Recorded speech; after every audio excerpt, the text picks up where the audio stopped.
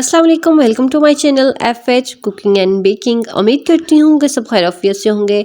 आज की ये चनाचूर की रेसिपी बहुत ही ज़्यादा मज़ेदार, इजी और क्विक होने वाली है। घर में मौजूद चंद चीज़ों से ही आप बहुत ही मज़ेदार और हेल्दी सा चनाचूर बना सकते हैं। तो चलिए वीडियो को स्टार्ट करते हैं। यहाँ पे मैंने एक पैन लिया है और उसके अंदर 3 टेबलस्पून मैंने कुकिंग ऑयल का ऐड कर दिया है। यहाँ पे कुकिंग ऑयल जो है बहुत ही कम यूज़ होगा। उसके बाद मैं इसके अंदर ऐड कर रही हूँ 1 टेबलस्पून के अदरक का, जो कि मैंने उसकी ऑलरेडी पेस्ट बनाकर रख दी थी। उसके बाद मैं इसको बिल्कुल लो फ्लेम के ऊपर हल्का सा गोल्डन ब्राउन सा कर दूंगी। यहाँ पे आपने आंच जो है बिल्कुल हल्की ही रखनी है, इसको मीडियम या हाई नहीं करना, क्योंकि इसमें हम ऑयल बहुत ही कम यूज़ करेंगे, तो इसलिए कि बहुत ज़्यादा जल्दी जल सकता है। तो इसलिए यहाँ पे आपने जो आंच है बिल्कुल हल्की रखनी है।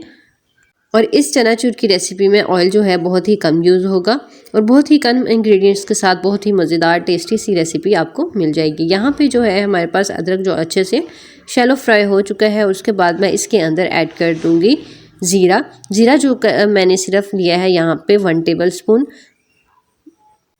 और ज़ीरे को भी आपने यहाँ पे हल्का सा शैलो फ्राई करना है। तब तक आपने करना है जब तक इसकी खुशबू आना स्टार्ट हो जाए और इसका कलर चेंज ना हो जाए। जैसे ही इसका कलर चेंज हो जाएगा तो हम इसके अंदर ऐड कर देंगे ब्लैक चने, जो कि ऑलरेडी बॉईल करके रखे हुए हैं। और बॉईल करते हुए आपने ब्लैक चनों के अंदर थोड़ा सा सॉल्ट ज़रूर ऐड करना।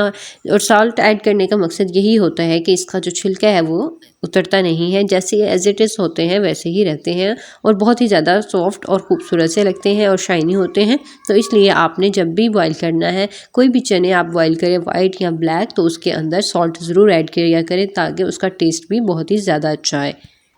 और यहाँ पे मैंने चनों को ऐड कर दिया है और उसको अच्छे से मैं मिक्स कर लूँगी। तब तक मिक्स कर लूँगी जब तक इसका जो हमारे पास घी है वो इसके अंदर चारों तरफ से अच्छे से लग ना जाए। और फ्लेम जो है आपने बिल्कुल लो ही रखना है, उसको हाई या मीडियम नहीं करना। और ब्लैक चनों को जो अदरक का तड़का और ज़ीरे का तड़का लगता है वो बहुत ही ज़्यादा टेस्टी कर देता है इस चाट को। तो आपने इस चीज़ को बिल्कुल भी स्किप नहीं करना, आपने इसको ज़रूर तड़के के साथ खाना है। उसके बाद मैं इसके अंदर चंद स्पाइसेस ऐड करूँगी और ये चंद स्पाइसेस ऐड करना भी बहुत मस्ट है। तो सबसे पहले यहाँ पे मैं ऐड कर रही हूँ half tablespoon red chilli का। हाफ स्पाइसेस हम अभी यूज़ करेंगे और हाफ स्पाइसेस हम इसके अंदर बाद में यूज़ करेंगे। उसके बाद मैं इसके अंदर ऐड करूँगी हाफ टेबल स्पून के करीब मैंने इसमें अब ऐड करना है सॉल्ट। सॉल्ट को आपने ऐड करने के बाद इन दोनों चीज़ों को अच्छे से मिक्स कर लेना है और अच्छे से इन चनों की भुनाई कर लेनी है। तब तक आपने इसकी भुनाई करनी है जब तक हमारे पास जितने भी स्पाइसेस इसके अंदर ऐड किए हैं वो अच्छे से भुन ना जाए और इन सब का कच्चापन दूर ना हो जाए। और अगर अभी तक आपने मेरे चैनल को सब्सक्राइब नहीं किया तो चैनल को सब्सक्राइब कर दीजिए और दूसरों के साथ अपना नॉलेज ज़रूर शेयर किया करें, क्योंकि ये सदका जारिया होता है। और साथ ही बेल आइकन को भी ऑन ज़रूर कर दिया करें ताकि जितनी भी मेरी नई वीडियो है वो आप तक ज़रूर सबसे पहले पहुँच सकें। और अपना फीडबैक भी ज़रूर दें, क्योंकि आपका फीडबैक हमारे लिए बहुत ही ज़्यादा ज़रूरी होता है और आपके फीडबैक से हमारी हौसला अफजाई होती है। और यहाँ पे मैं चनों को अच्छे से भुनाई करूँगी, जो कि 4 से 5 मिनट तक इसकी अच्छे से भुनाई करके इनको साइड पे रख दूँगी।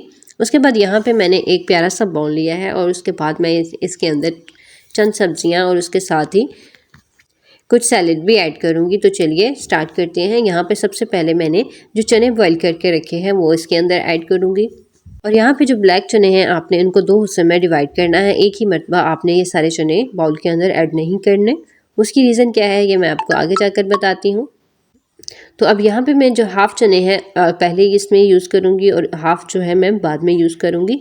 चने ऐड करने के बाद मैं इसके अंदर ऐड करूँगी वो वेजिटेबल जो मैंने ऑलरेडी काट कर रख दी थी। तो यहाँ पे सबसे पहले मैं इसके अंदर ऐड कर रही हूँ 3 अदर जो मैंने ग्रीन चिली बारीक काट कर रखी थी वो मैंने इसके अंदर ऐड कर दी है। उसके बाद मैं इसके अंदर ऐड करूँगी 1 कप के करीब अनियन, जो कि मैंने बारीक काट कर उसको नमक लगा के वॉश कर लिया है। इसीलिए यहाँ पे ये अनियन जो है आपको फ्रेश नहीं लगेगा, क्योंकि मैंने इसको नमक लगा के अच्छे से वॉश किया है। इससे क्या होता है कि इसकी करवाहट जो है बिल्कुल दूर हो जाती है और इसका टेस्ट जो है बहुत ही अच्छा आता है।